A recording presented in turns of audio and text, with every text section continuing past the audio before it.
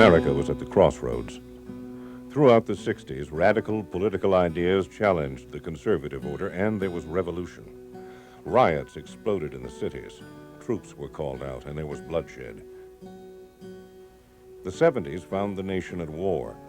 Though the country seemed united against the enemy, dissension divided Americans one against the other, and many left the country rather than fight a war they considered immoral and unjust. Then in the 80s and 90s, America struggled to secure its position in a rapidly changing world. Acts of terrorism by Middle Eastern governments increasingly disrupted commerce and transport. Much of the American public felt that problems at home should be our national focus, and Washington was cautious about becoming involved in the new European alliances. But Washington was retiring after his second term as president, and the politics of the new Congress of 1798 was sharply divided on our nation's course. One of the deepest divisions was on the future of an American Navy, and soon the cry would go up for free trade and sailors' rights.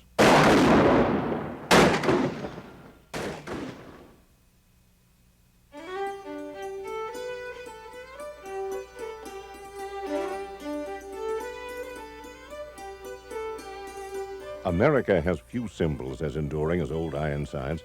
A technological marvel of her time, the USS Constitution gave our young republic its first victories at sea.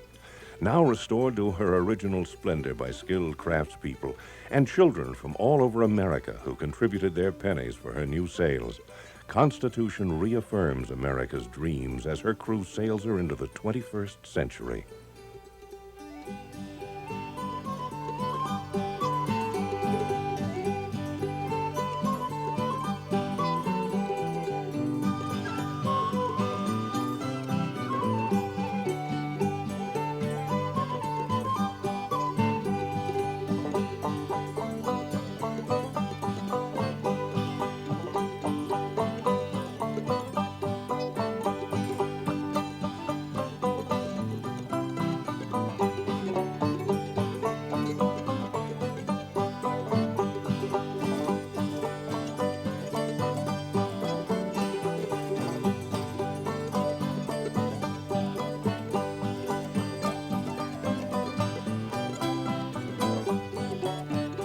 On July 21st, 1997, USS Constitution celebrated her 200th birthday by sailing for the first time in 116 years. Following in the footsteps of thousands who served on her, yet another generation of young sailors are learning leadership and the almost forgotten skills of sailing the great frigates of the past. And after being on it for a while and stuff, you get to basically how to function, how they work like 100 years ago and stuff like that, and see get the same feeling, the same outlook what they had.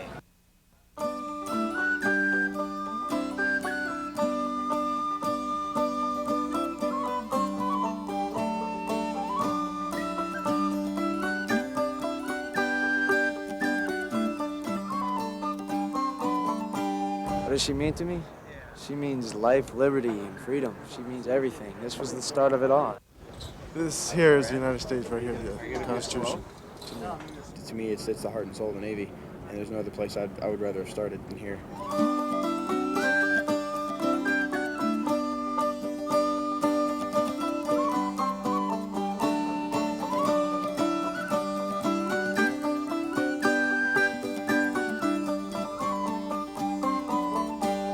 To me personally, I'm sitting on history. I mean, I've always been a real history buff, and just sitting on the ship and just to feel the spirit that's in the ship every single day. Constitution, she's a symbol to a lot of people, and she's a different symbol to many different people around the world.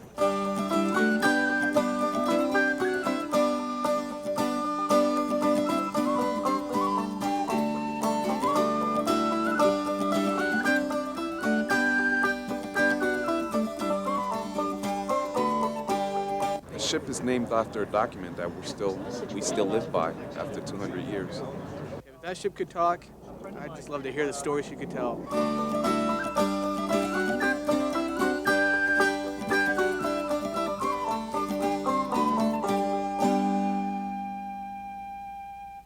The Treaty of Paris, 1783, the United States was a free and independent nation, so recognized by Great Britain and by the rest of the world. But if we had gained our independence, we had lost something as well. We had lost membership in the British Empire. We had lost the protection of the Royal Navy.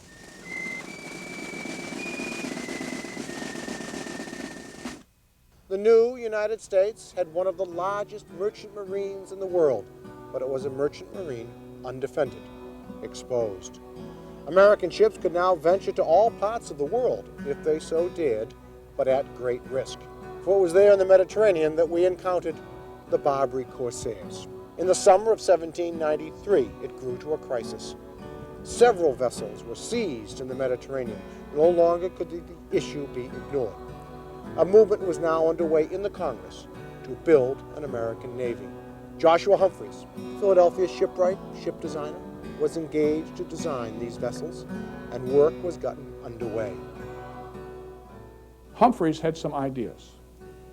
And in the first week of January of '94, he wrote a letter to one of his politically powerful friends, Robert Morris. And in this letter, he set forth his philosophy that the ships be frigates, that they be longer than frigates than normally built, somewhat wider, heavily built, and heavily armed. So he essentially was saying what we need is a super frigate. And the real genius of Humphreys was that he managed to do it, and he came up with a unique structural feature that made it possible. And this basically is just referred to as the diagonal riders, but in fact it involved a whole series of structures, of which the diagonal riders were, you might say, the keystone. These great huge blocks of pre-stressed timber, 3 pair of them heading aft, 3 more heading forward. The rearmost forward one, the forwardmost rear one meet each other down there by the keel, and they press against each other. The others are tenoned into the keelson, that piece of wood above the keel. These diagonal riders transmit the weights from other structures up above down to these positions, and then through the riders themselves down there, where these guys here cancel out those guys back there. Here in the main hold, we can get a sense of the great sweep of these diagonal riders as they rise from the bilges up the ship's side until they end in a bird's beak cut braced up against the deck beams of the deck above. I'm seated on a standard knee. Each of these knees you see here is above the upper end of one of those diagonal riders and helps transmit the ship's weight down to it. Inboard of it, you can see this joggled seam in the deck. This represents the interlock of the thick planks. There are 4 lines of these running the entire length of the hull, and on the 2 outboard lines there exists a series of stanchions running up to support the beams of the deck above, the gun deck, and above each of these stanchions is located one of the great guns on that deck. Here we see another version of a standard knee connecting one of the lines of thick planks to the bow of the ship. There is another such knee near the stern connecting it there. Through this means then we have 4 continuous structures banding the entire length of the ship. This horizontal member is one of the breast hooks in the ship, intended to unite the curving form of the bow into one solid piece. The sloping green area between the deck and the side of the ship is called spirketing. It too is made up of interlocking pieces that in their entirety provide a solid belt holding the shape of the ship throughout its circumference. We're now on the gun deck, the highest level in the ship, involved in Joshua Humphreys' innovative structure. Again, we have 4 lines of interconnected thick plank running the entire length of the deck. We again have the spirketing interlocked, forming a belt all around this level. And the summation is we have this entire girder of strength designed by Joshua Humphreys to make this truly Old Ironsides. After initial problems with her launch, Constitution was finally afloat in October of 1797. In 1798, she had her first assignment to protect our merchant vessels from French vessels in the West Indies during our undeclared quasi-war with the new revolutionary France.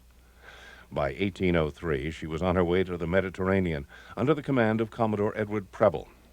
The Barbary States had again stepped up their seizure of American vessels, and the appearance of Preble's squadron in the company of several other frigates quickly brought the Emperor of Morocco to sign a peace treaty. Meanwhile, the frigate Philadelphia, under command of William Bainbridge, one of Constitution's future captains, had been captured by Tripolitans and the crew held for ransom. After sizing up the situation at Tripoli, Preble sent Lieutenant Stephen Decatur and a number of volunteers on a nighttime raid to board and burn the Philadelphia in Tripoli's inner harbor. Following the success of this operation, Preble blockaded and attacked Tripoli. After much ferocious hand-to-hand combat, the Tripolitan fleet withdrew. After another attack and several bombardments of the city, the Bey of Tripoli severely modified his ransom demands for Philadelphia's crew and accepted a peace treaty. Constitution had passed her first test under fire. The wars of the French Revolution drew the world's two great superpowers into conflict, France versus Great Britain. The United States benefited from this war, because as the British drove the French merchant marine from the seas, American ships came to take their place. At the same time, however, the British could not long tolerate the American merchant marine doing what the French had once done, and the British began to torment American commerce. One of the methods that the British tormented us with was something called impressment. This was a rough and ready form of selective service. The British would be likely to stop an American ship on the high seas. Then the British officer would ask the American seamen if any of them were British subjects. They might all deny it, but they could not prove that they were not British subjects. And so some of these men would find themselves recruited, impressed into the service of His Majesty. It was an outrage to take American citizens in this fashion, but the British Navy, the most powerful in the world, and a Navy much in need of men, kept up the practice nonetheless. No, the impressment of our seamen and the taking of our ships has been going on for many years. You refreshed my memory when you mentioned that. I'd forgotten that, yeah. It just reached the breaking point. That's what it really was. Yeah. The ironic thing about it was the British government had decided to back off, and the message was on the way across the Atlantic when we declared war. Oh, really? Yes. And we had faster communications, it wouldn't have happened by about 3 weeks. Did you? Yes, yes. Well, that's quite a long time and important in those days, wasn't it? What's the nickname of the ship, anybody? Old Ironsides. All right, does anybody know why it's Old Ironsides? About 2 o'clock in the afternoon on the 19th of August, about 600 miles due east of Boston, the lookout at the foremast sighted a sail on the larboard bow. By about 3:30, Hull knew it was a British frigate. The British ship fired a broadside. Hull watched to see where the shot landed and then steered in that direction to throw the British aim off. When he was coming up on the starboard quarter of Guerriere at a range of about half a pistol shot, they opened up with these double-shotted broadsides. It was a firestorm over there, and 20 minutes later the mizzen went by the board and rendered Guerriere unmanageable, unmaneuverable. And it made her swing in, and she hit Constitution right here. And Hull just took up a position off her larboard bow, and he let go 2 full broadsides at her. And then when he saw he was getting no response, he moved across her bow. And somebody goofed. They collided again. Both sides attempted to board, unsuccessfully. And then they pulled apart, and as they pulled apart, the whole shock of the affair brought the other 2 masts on Guerriere down into the road. They're shooting their cannonballs at us, bouncing right off the sides of the ship. The sailors on board exclaimed, "Huzzah! Her sides are made of iron." And we had our first victory. And psychologically, it was a tremendous victory. In terms of combat, it was nothing.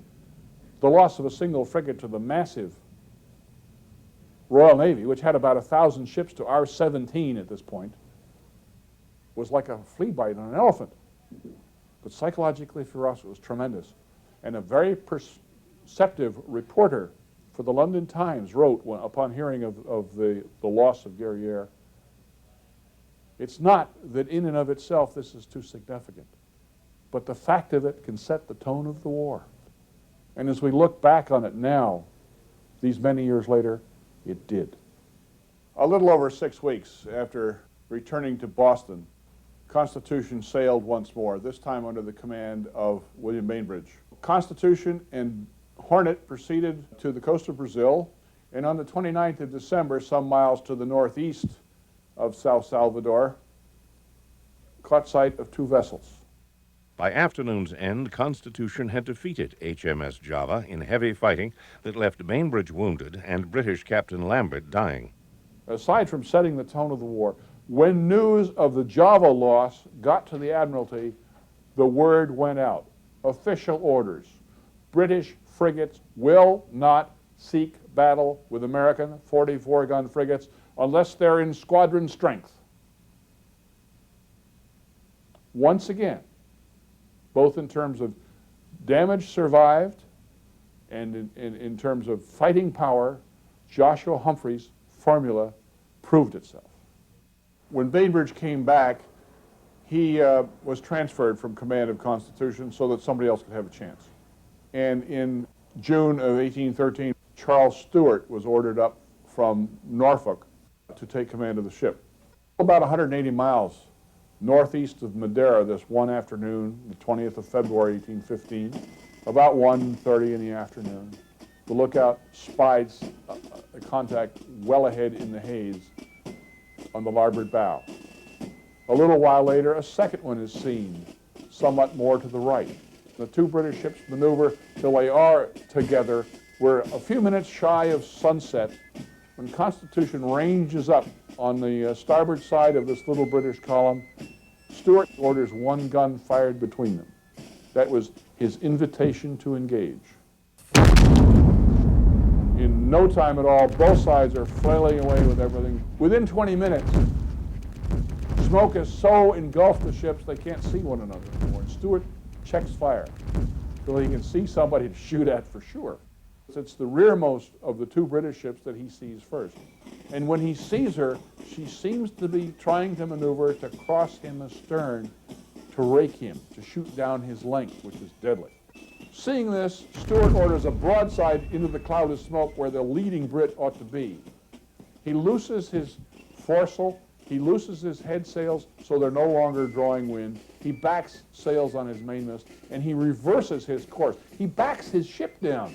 This surprises the after British ship, which finally finds itself not several hundred yards away, but almost right under the muzzles of Constitution's gun, and she gets full treatment. In very short order, this British ship is a wreck.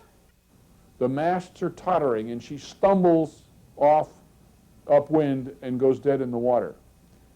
Stewart, seeing what's happened to this enemy, then looks ahead to his other one. Stewart claps on his sails to regain forward motion, wears short to cut under the stern of this forward enemy, unleashes 2 double broadsides into his stern at very short range,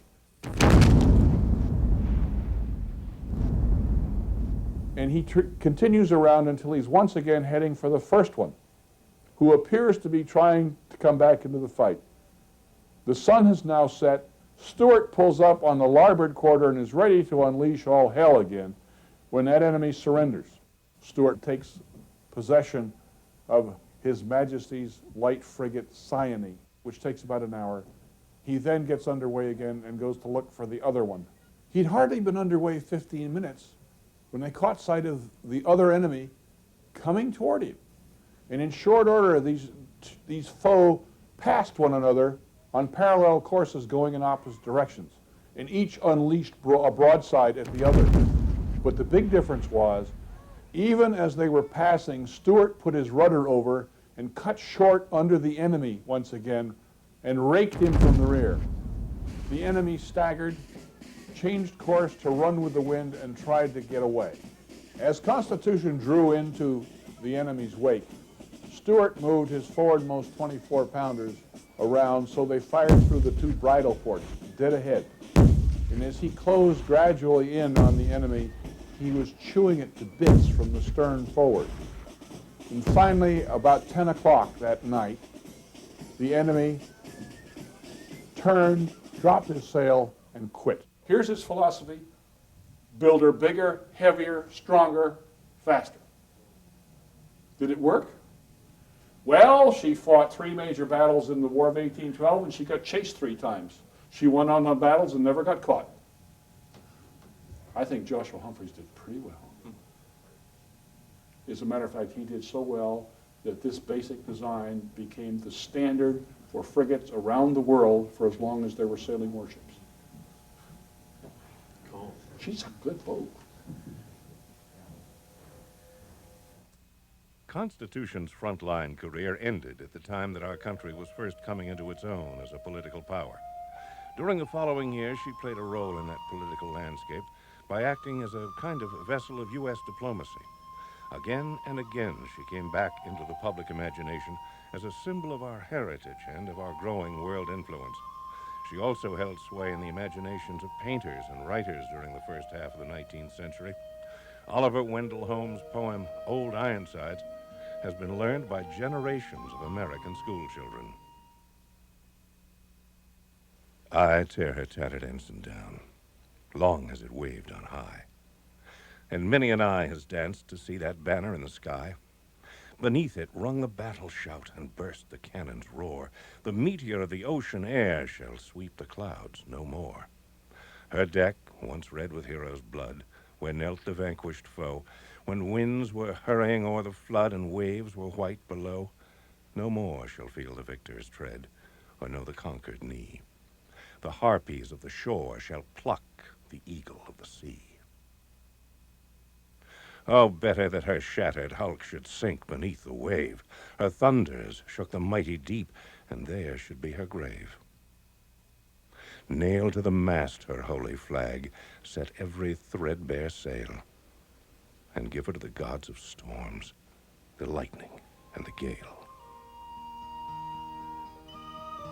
In the spring of 1853, as Constitution was heading toward the west coast of Africa on her last mission as a warship to help curb the slave trade, James Fenimore Cooper wrote in Putnam's Monthly, "It is seldom indeed that men have ever come to respect a mere machine as this vessel is loved and respected. And we hope the day may be far distant when this noble frigate will cease to occupy her place in the list of the Marine of the Republic. It's getting to be an honor of itself to have commanded her, and a long catalog of names belonging to gallant and skillful seamen has already been gathered into the records of the past that claim this enviable distinction. Neither disaster nor disgrace ever befell any man who filled this honorable station."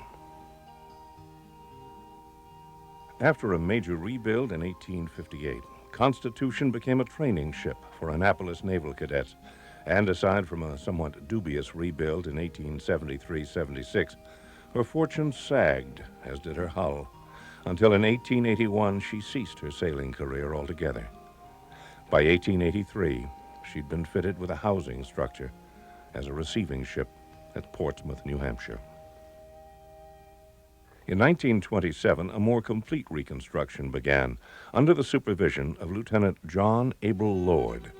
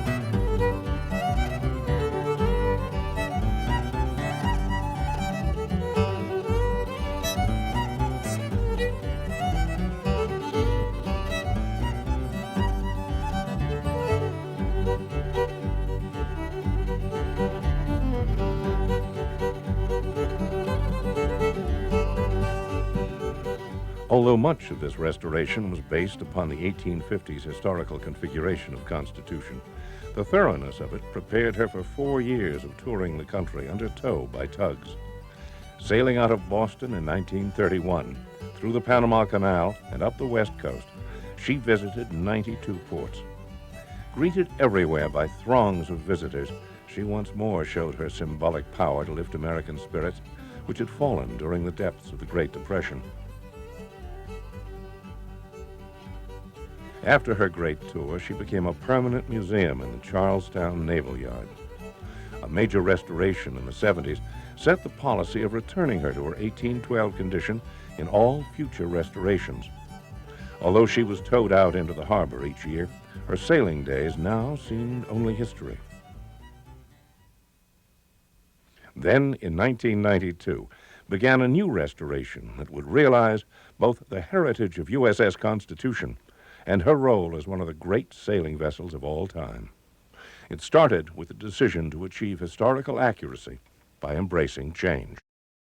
The biggest problem I had was Dawn Turner. The attitude that was always taken in the shipyard is that the restoration was correct, and that if we replaced something, we picked up a template of the unit we were replacing and put it back exactly as it was. So I had trouble getting over that. I didn't want to see change take place. I didn't think change was proper, and where I could fight it, I fought it. It wasn't until we got the President plan from England, and we did a lot of research on Joshua Humphreys papers, and I looked into them a little deeper, that I began to realize that most of the stuff in that made a lot of sense. And there were a lot of small things done on the ship that had reduced the overall strength of the ship. There was no real sense in thinking of strengthening the ship until we could get it straightened out. And my supervisor, Charlie Deans, was the first one probably to mention sand blocks to me. So the ship sat on sand, in which enabled us to auger the sand out, relieve the pressure at that particular keel block, repack the keel block, recut it, and settle the ship repeatedly by doing that up and down the keel line, length 1/8 of an inch at a time. Since she's a fighter, you don't want to lose a third or better of the ship's length by not putting cannon there. So we have cannon all the way to the bow and the stern. With these great weights out here and here, what happens? You tend to droop. Yeah, hogging is the technical term. You tend to droop. How do you offset that? That's what the designer of this ship, Joshua Humphreys, came up with. Something nobody had ever done before. And you're looking at them here behind me. Yes, sir. The diagonal riders. Ships were being built, reports are being given to Congress. The keel has been laid, the hull is being planked, the diagonal riders are installed, the breast hooks are installed, the masts are being made, the boats are finished, ready for sails. It's one thing to say there were diagonal riders, but another to say, what are they? The second question was also, would they be effective in addressing the problems with hog within the ship? DTRC, David Taylor Research Center, which is the engineering branch of the Navy, was asked to do model testing of the effectiveness of diagonal riders within Constitution. They began by running computer simulations of two-dimensional analysis and came back to us and said there was no effectiveness in the addition of diagonal riders within the hull. We did what Humphreys would have done, and that is we actually scale modeled Constitution. We modeled the diagonal riders in the 1:16 scale model of the ship and showed a 10% increase in stiffness with the diagonal riders installed within the hull. DTRC was invited to come up and observe our testing and results. They signed off on it and said, yeah, you guys are doing it right. And then with that information, Charlie redefined our objective to go beyond simple repair of the ship and extend the overhaul to a true restoration in which the structural components within the hull, the diagonal riders, thick strakes, standard knees, midship knees, and stanchions were to be installed this time, rather than waiting until the next overhaul scheduled for 2010 or 2015. We actually physically built a box template of the exact dimension of the diagonal rider to be installed Those were removed one at a time, the offsets generated, and simply a table of offsets faxed to the laminator, and 9 months later the glued laminate diagonal rider arrived on site. Throughout the restoration, divers periodically checked Constitution to see how well the diagonal riders had corrected her hogging problem. Measured along a wire run from stem to stern, she had started with a maximum adjusted hog of almost 14 inches in 1992. Station 2-2, I've got 18 and 3/8. The figure was less than one-third that by 1995, after installation of the diagonal riders. It was still holding well just before her sailing in 1997. Constitution's restoration continued to reveal the innovations that had made her such a remarkable ship. Coppering of her hull had protected her from sea worms and reduced maintenance. Masts consisted of 4 pieces of wood banded together, assured that they would not easily be broken by cannonballs.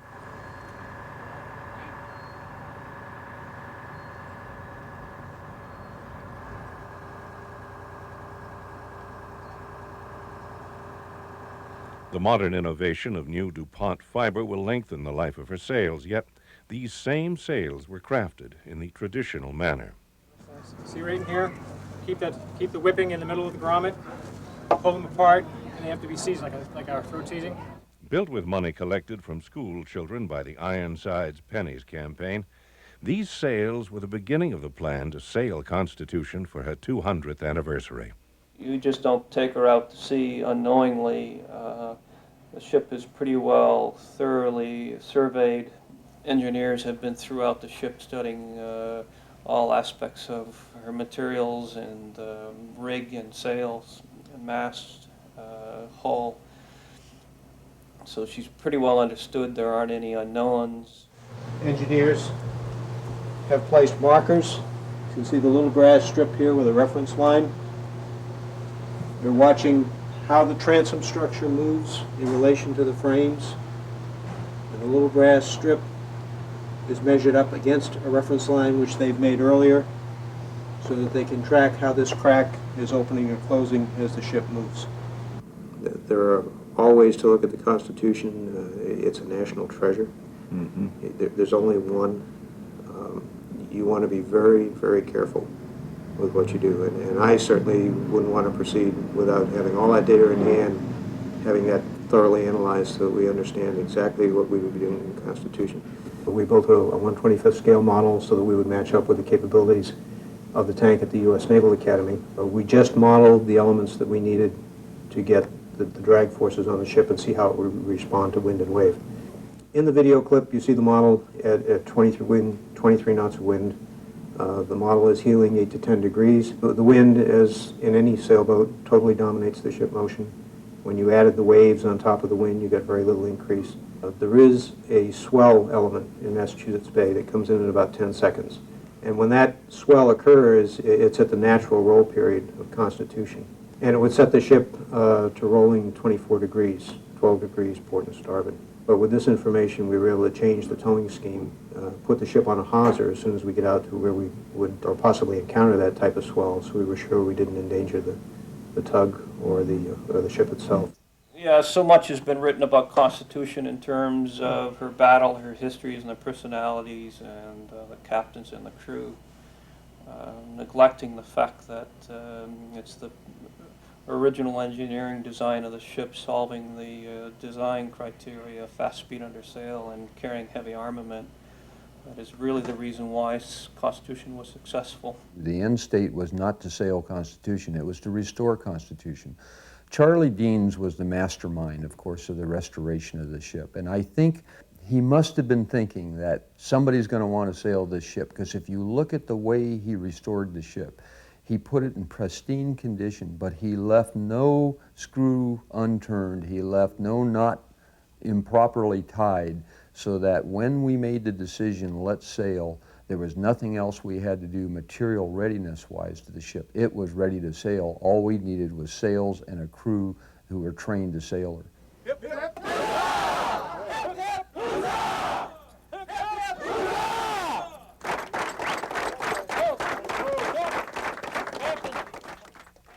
Constitution, we have a very strong vision and picture of the future.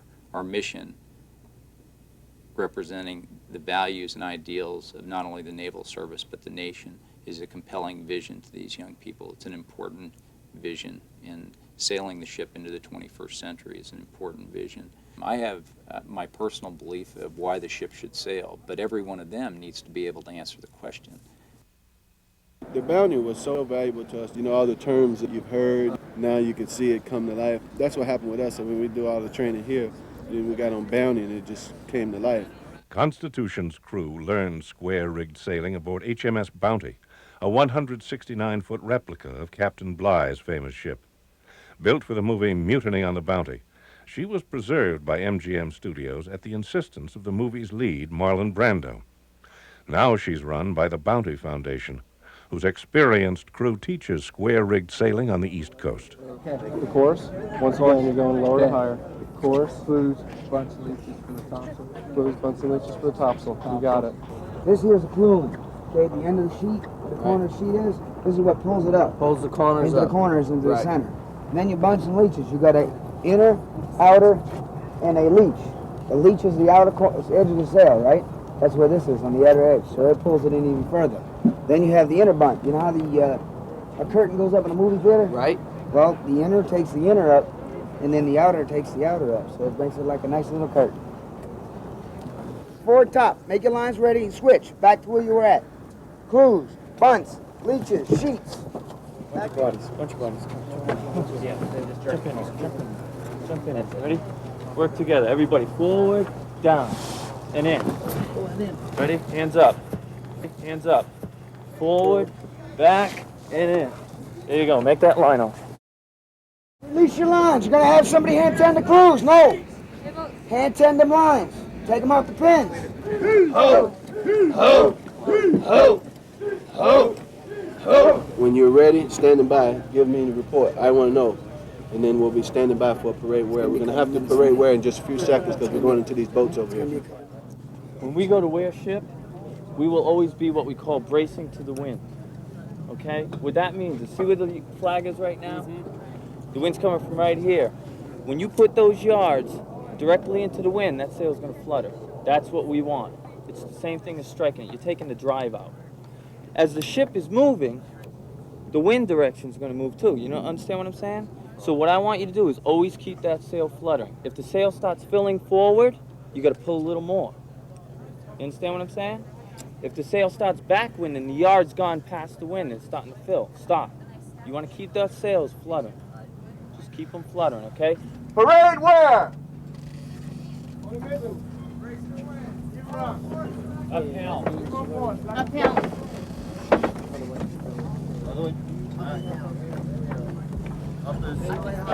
Fighting each other. They're fighting each other. Oh.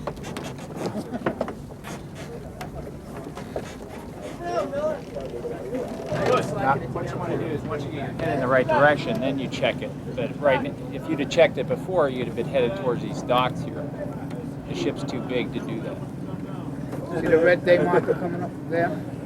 Then you can take one turn off. And it'll still keep swinging. See what the wind's doing to you first. You're being backwinded. So now, all right, 3 more spokes to the right. Just watch what the wind's doing to you. That's all. Go your pace. No, go your pace. There you see? All around, guys. Go ahead, all around. We want all the yards to move with the main course. That's this lower yard on this main mast. All the yards should be lined up with this yard. If it don't move, you don't move. If it moves, you move. See how beautiful it is? You don't even need no yellow. Look at that. See that flag going straight down the center of that sail? That's what you want. It's a beautiful thing. Low.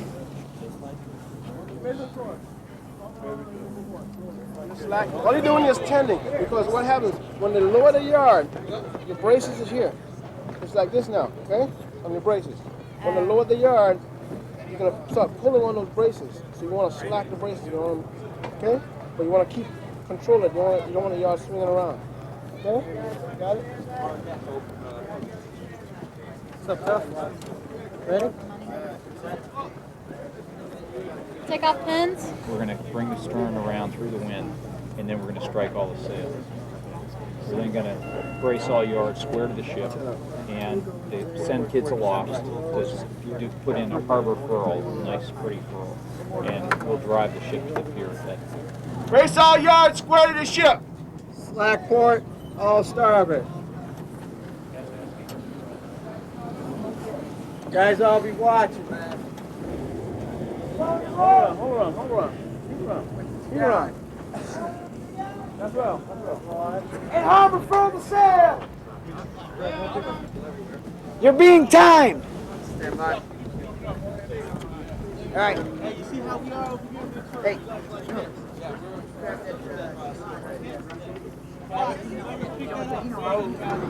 Boy. Slack it. Let it go. Let it go now. That's well. It's sort of an oxymoron welding on a wooden ship. I feel very comfortable and very confident in what I'm doing now, and I feel that I can sail the Constitution on the forward mast and the jibs with the utmost confidence.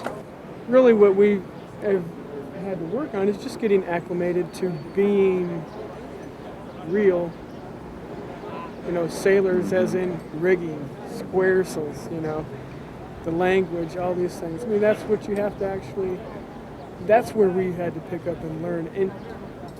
And we have to go beyond. We have to actually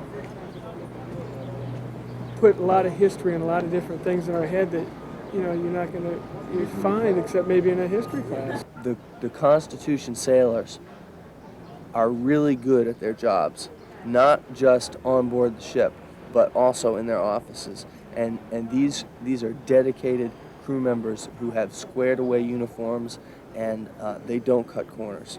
When you see the people out there on the ship, basically you're looking at sailors who are learning to sail the ship, yet after they're done with their learning, they come back into their offices and continue to run the command. Sometimes your whole day is filled with sail training. Sometimes you come in here and you won't get a chance to do anything because you have to go back out into the ship. He says heave, you go home! Heave! Let's get feet off! Format! Slack it through a down row! In your sheets! Hold on out here! Stand by, step behind, go!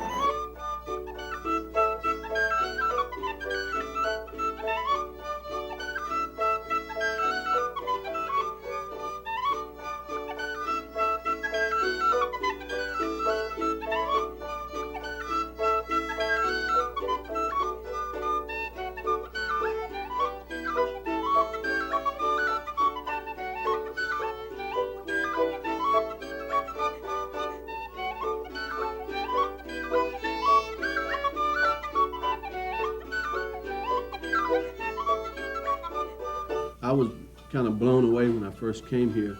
I have 4 boys, and my oldest son said to me, "Daddy, what does this ship has to do with me?"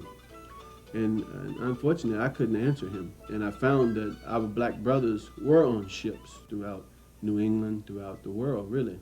So I think we really need to rethink our history in that aspect. David Debius was a black boy born in Boston, and he joined the Navy in 1813 and became a crew member in Constitution, fought in her final battle against the Sinai Levant in early 1815, and then when the ship came back to Boston and became inactive, he left the service.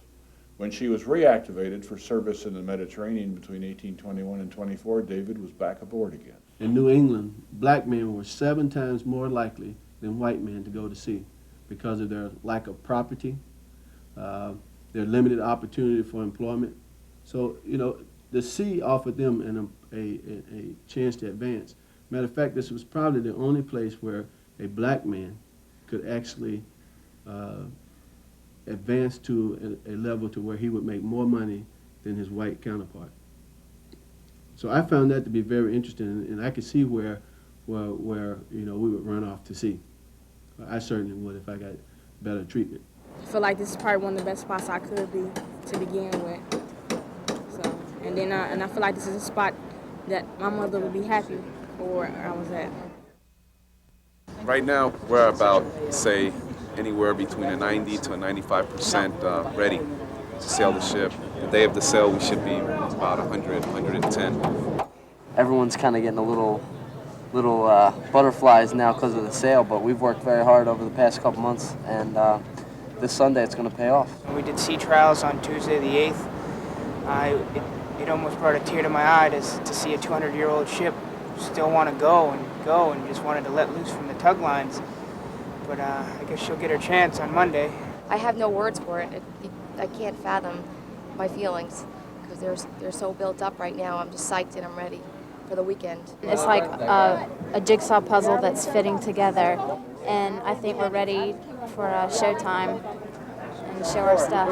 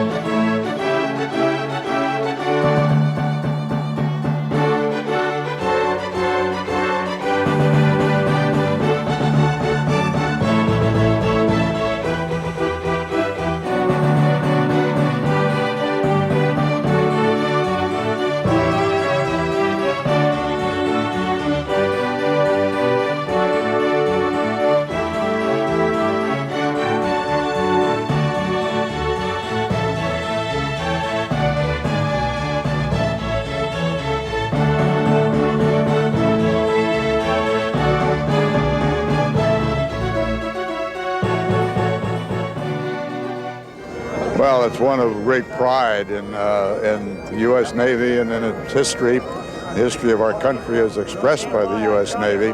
And to be aboard this vessel, which of course was the living proof of the bravery and the courage of our pioneers in taking out to sea and beyond our own borders our ideas of liberty and independence. If it hadn't been for Old Ironsides and our first victories at sea, we wouldn't have established that principle for a long time to come, perhaps. So we're here enjoying some living history with this wonderful relic of our past. I think it'll help people appreciate manpower a little bit more nowadays, because we're like in a technological age right now, and everything's being run by computers. And now this will be the best kind of shot to show the world that manpower still, is good for the world today. It's important that we keep the history alive, and this is live history. Reading something in a book is one thing, but seeing it happen, full dimension, is another thing. It's quite exciting. I think this is probably my 15 minutes of fame, and if I had to choose being a movie star or doing this, I'd probably be doing this, because this would mean a lot more than being in a movie. but being able to be a part of history.